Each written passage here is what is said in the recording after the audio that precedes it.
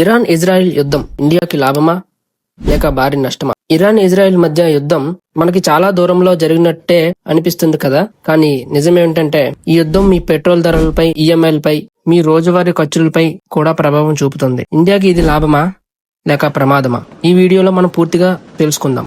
యుద్ధం వల్ల ప్రపంచానికి ఎందుకు ఇంత టెన్షన్? ఇరాన్ ఇజ్రాయెల్ మధ్య యుద్ధం అంటే అది ఒక చిన్న విషయం కాదు.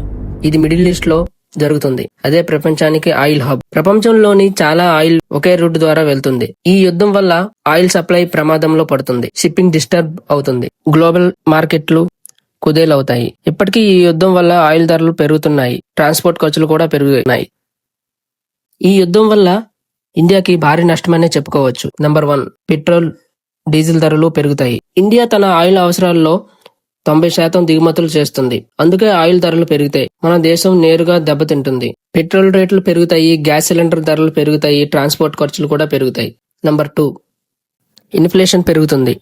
పెట్రోల్ పెరిగితే ప్రతి వస్తువుపై ధర పెరుగుతుంది. కూరగాయలు, కిరాణా, ట్రావెల్స్. యుద్ధం వల్ల మొత్తం ఎకనామీ మీద ఇన్ఫ్లేషన్ పెరుగుతుంది. నెంబర్ 3, ట్రేడింగ్ అండ్ షిప్పింగ్ సమస్యలు. ఇండియా చాలా ట్రేడ్ మిడిల్ ఈస్ట్ మీద ఆధారపడుతుంది. ఎటువంటి సమస్యలు వస్తాయంటే షిప్పింగ్ డిలే, ఫ్లైట్ ఛార్జీలు పెరగడం, ఎగుమతులు తగ్గడం. ఇప్పటికే కొన్ని ఇండస్ట్రీలు భారీ నష్టాలు వచ్చాయి. నెంబర్ 4, స్టాక్ మార్కెట్ ప్రభావం.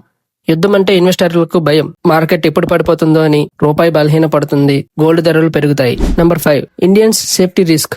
మిడిల్ ఈస్ట్ లో లక్షలాది భారతీయులు పనిచేస్తున్నారు. యుద్ధం పెరిగితే వారి ఉద్యోగాలు ప్రమాదంలో పడతాయి. ఇండియాకి లాభాలు. నెంబర్ 1, చీప్ ఆయిల్ అవకాశాలు. కొన్ని సందర్భాల్లో ఇరాన్ డిస్కౌంట్లలో ఆయిల్ అమ్ముతుంది. ఇండియా చీప్ గా ఆయిల్ కొనుగోలు చేసే అవకాశం ఉంది. ప్రస్తుతం కూడా ఎనర్జీ ట్రేడ్ కొనసాగుతుంది.